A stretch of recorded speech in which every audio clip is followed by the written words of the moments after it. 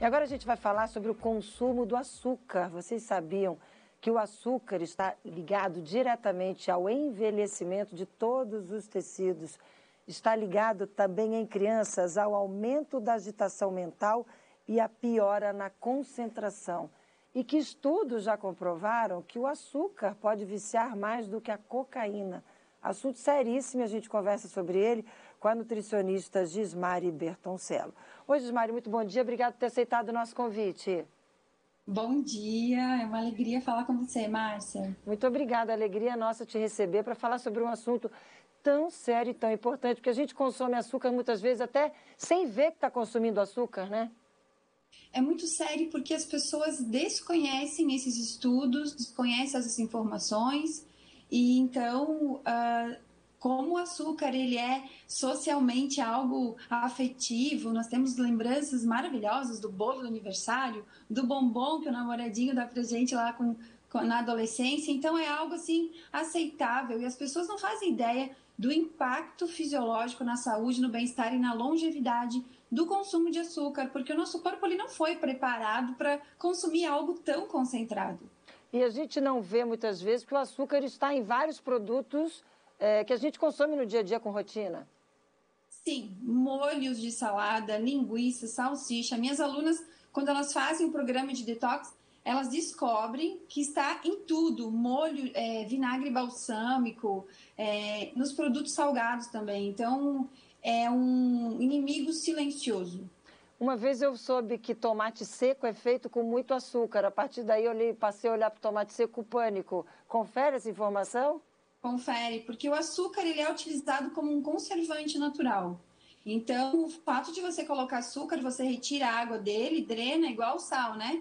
Açúcar e sal são conservantes. Então, como é um produto muito barato para a indústria, e o brasileiro, ele tem um paladar mais doce, o paladar mais doce do mundo. Inclusive, a indústria, quando vem para o Brasil, tem que adaptar os iogurtes, os biscoitos e os sucos para o paladar do brasileiro. Então, a gente vai se acostumando e vai comendo cada vez mais sem perceber. Qual é essa pesquisa que mostra que o açúcar pode viciar até mais do que a cocaína? É uma pesquisa feita com ratos, né?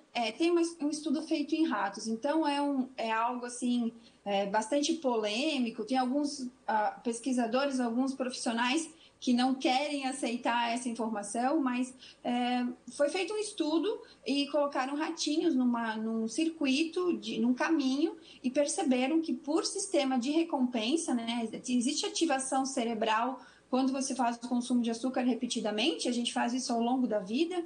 O ratinho ele buscou 8 vezes mais a cocaína do que o açúcar. Então, ele realmente mexe nos nossos centros relacionados à dopamina, que é igual aos centros que são ativados quando você tem outros vícios, como drogas, como cigarro, como álcool. Então, sim, ele é viciante. O ratinho buscou 8 vezes mais o açúcar do que a cocaína. Do que a cocaína, exatamente. Tá. E outra informação... Vários outros estudos, né?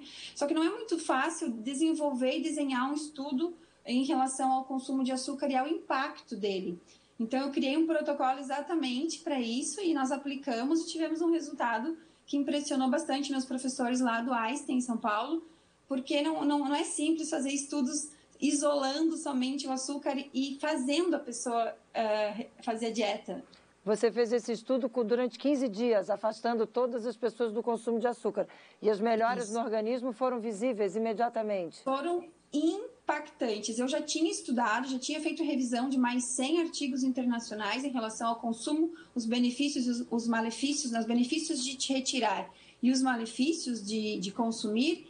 E eu já imaginava que o resultado seria incrível. Então, foi uma sugestão dos meus professores de pós-graduação lá no Einstein que eu faça o doutorado em cima desse tema, porque foram resultados muito impactantes para mim também. Agora, como reduzir, então? Que a gente traz essa informação, leva esse susto para quem está em casa acordando, está ali na mesa do café agora, está comendo um pãozinho, está comendo um bolinho, acabou de colocar uma colherinha de açúcar no café, está lá mexendo e está ouvindo a gente falar isso. E aí o que a gente diz para essa pessoa? Como é que ela pode diminuir esse consumo? Como é que ela pode ter uma vida mais saudável e uma relação mais saudável com o açúcar, que ninguém quer eliminar o açúcar para sempre, né? Isso, a gente não consegue eliminar para sempre, né? Não dá para viver numa bolha, é impossível isso. Existem duas formas do consumo consciente do açúcar na nossa vida. O primeiro é fazendo uma redução gradativa, consciente, treinando o nosso paladar para o amargo, porque conforme a gente vai tomando o café mais amargo, a gente vai sentindo menos vontade de consumir açúcar. Quanto mais açúcar você coloca, mais você vai adicionando, porque você vai sensibilizando, vai dessensibilizando o paladar. O que acontece? Existe a forma gradativa de você reduzindo e conhecendo, identificando quais são os alimentos liberadores. Então, por exemplo, suco de fruta natural, suco de laranja, tem uma quantidade enorme de açúcar. O pãozinho lá, que você come o pão francês, vai liberar muito açúcar. Os iogurtes adicionados de açúcar. Então, são vários alimentos liberadores, como, por exemplo, a batata inglesa, que é um alimento saudável, mas liberador de açúcar. Então, você pode começar a estudar mais sobre isso, investigar quais são os alimentos liberadores de açúcar rápido no sangue, que esse é o problema, é ser rápido. Ou então você fazer o que eu desenvolvi, que foi o meu método, que vai ser a minha tese de doutorado, uma maneira abrupta, que é hoje o que eu acredito, né? Fazer um detox de açúcar, um detox, mas ele precisa ser orientado. Por quê? A pessoa terá sintomas de abstinência, igual droga. Então, ela precisa ter orientação nutricional, eu fico junto com os meus grupos, eu tenho um programa de reset metabólico, onde eu mostro como é que você vai fazer a reprogramação neuronal, quais nutrientes você vai ter que consumir, por exemplo, você vai ter que dobrar o consumo de água, você vai ter que consumir magnésio, vai ter que consumir caldo de ossos, caldo sopas para repor os eletrólitos, porque quando a gente come açúcar, a gente é mais inchado. E quando você tira o açúcar da alimentação, você começa a desinchar. Então pode ter dor de cabeça, tontura, sinais assim de abstinência de vício mesmo. Então tem a forma gradativa, né, que você vai reduzindo conscientemente o consumo, ou então você pode fazer um detox, algo bem que foi o meu estudo, um jejum mesmo, retirando tudo e precisando de orientação caso você seja viciado, porque você vai ter bastante sinais, mas o resultado eu acredito mais no detox.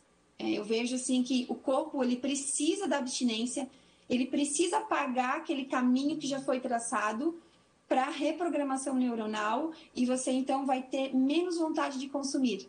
Porque é muito ruim você ter vontade de consumir e não consumir, né? Você fica sempre nessa divergência entre o que tem que ser feito e o meu paladar viciado. Agora, quando você faz um detox mesmo, uma intervenção, algo mais sério e bem restrito, você acaba apagando esse caminho no meio da mata, lá nos seus neurotransmissores, e você perde a vontade de consumir. Então, esse é o que eu acredito, esse é o meu método, e eu sou defensora do consumo, da restrição radical. Tá aí. Gismari, obrigada, viu, por trazer essa provocação aqui pra gente. Obrigada pela entrevista. Um ótimo dia para você. Até uma próxima oportunidade. Obrigada também. Um ótimo dia para vocês.